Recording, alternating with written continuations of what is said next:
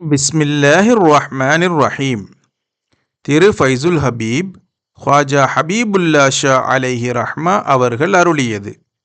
அத்தியாயம் 18. இறைவன் எங்கே இருக்கின்றான்? ஐன் அல்லாஹ், அல்லாஹ் எங்கிருக்கின்றான் என்று ஹஸ்ரத் அப்துல்லா இப்னு உமர் ரலியல்லாஹு தஆலா அன்ஹு அவர்கள் நாயகம் ஸல்லல்லாஹு அலைஹி வஸல்லம் அவர்களிடம் வினவிய போது, அடியார்களின் கல்புகளிலே இருக்கின்றான் என்று திருநபி ஸல்லல்லாஹு அலைஹி வஸல்லம் அவர்கள் அறிவித்தார்கள். வானமும் பூமியும் உன் மாட்சிமையை தாங்கிய விஸ்தீரணத்தை தாங்கிக் கொள்ள முடியாது. நீ எங்கனம் எத்திக்கொள்ள முடியும்? என் அகமே, நீ இருப்பதற்கு பொருத்தமானது என்று ஹதீஸ் குதிசியிலே குறிப்பிடப்பட்டிருக்கின்றது. அகச்சுத்தி செய்யும் முறை. தாவூது நபி அலைஹிஸ்ஸலாம் அவர்களுக்கு வஹி அறிவிக்கப்பட்டது.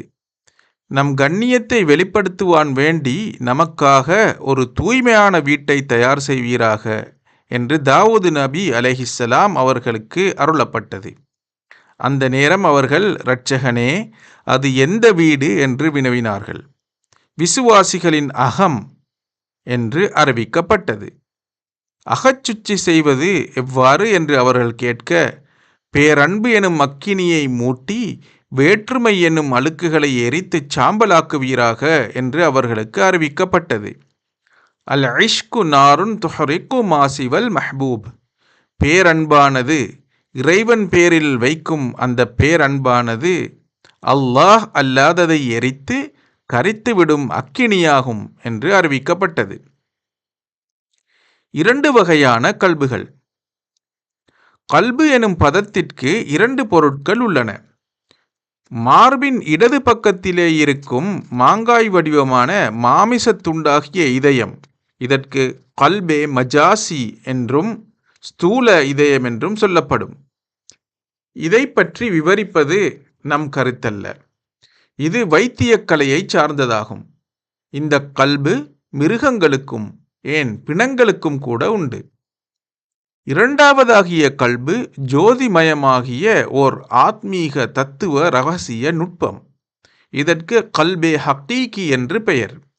இதற்கும் மேலே குறிப்பிடப்பட்ட கல்பே மஜாசி எனும் ஸ்தூல இதயத்துக்கும் ஒருவித சம்பந்தம் உண்டு. இவ்வாத்மீக கல்பையே அகம் என்று அழைக்கின்றோம். இவ்விரண்டுக்கும் பரஸ்பரம் நெருங்கிய உறவுண்டு. இவ்வுறவின் பரிசுத்த அனுஷ்டான பலனை கொண்டு இதயம் எனும் கல்பு ஒளிமயமாகிவிடும். அகம்தான் பகுத்தறிவுள்ள மனிதனின் உண்மையான இரகசிய நுட்பமாக இருக்கின்றது. திருக்குர்ஆனிலே கல்பு என்று சொல்லப்படுவதெல்லாம் இந்த அகம் என்னும் கல்பே ஹக்கீகி, இந்த ஹக்கீக்கத்தை, இன்சானாகிய நுட்பத்தை குறிப்பதே ஆகும். இந்த அகம்தான் மனிதனில் பார்ப்பதுவும் கேட்பதுவும் பேசுவதும் வஸ்துக்களின் உண்மையை விளங்கி அறிவதுமாகும். இதனை ஆலமே மலக்கூத் என்றும் ஆலமே மிசால் என்றும் மும்கினுல் வுஜூத் என்றும் அழைக்கலாம். இது சூக்சும அகமாகும். இதற்கு வலம், இடம், கீழ், மேல், முன், பின், அருகே, தூரத்தே என்ற திக்கு திசை அளவு யாதொன்றும் கிடையாது. இதைத்தான் சூரா நூரிலே லா ஷர்கியத்தன் வலா கர்பியத்தின் என்ற வசனம் உறுதிப்படுத்துகின்றது. உருவுக்குள்ளே உருவிருக்க உருவை அறியாமல் காலமெல்லாம் வீண் காலம் போகுதே அல்லாஹூ என்ற இப்பாடலின் கருத்தும் இங்கே கவனிக்கத்தக்கது. ஆலமே மலக்கூத் அல்லது ஆலமே மிசால் என்னும் சூக்சும உலகம், அது ஒரு புனித ஜோதி சரீரமாக இருக்கும். அதற்கு உடைதல், சேர்தல், அழிதல் இல்லை. 2 லோகங்களின் கிரியைகள் அனைத்தும் அதையொட்டியே இருக்கின்றன. நன்மை, தீமை, கேள்வி கணக்கு, இன்பம், துன்பம் யாவும் அதன் மீதிலேயே இருக்கின்றன. ஆனால் இந்த சூக்சும உடல் நமது நாசூத் எனும் ஸ்தூல உடலிலே நிலை கொண்டுள்ளது. அதாவது கம்பியிலே தொனி மறைந்திருப்பது போலாம். காற்றினாலோ வேறெவ்விதத்தினாலோ கம்பி அசைந்தால் அதில் தொனி உண்டாகி கம்பியின் லட்சணத்தை வெளிப்படுத்தி விடுவது போல அந்த சூட்சும சரீரம் இந்த ஸ்தூல சரீரத்தை சம்பூர்ணமாக்கி விடுகின்றது.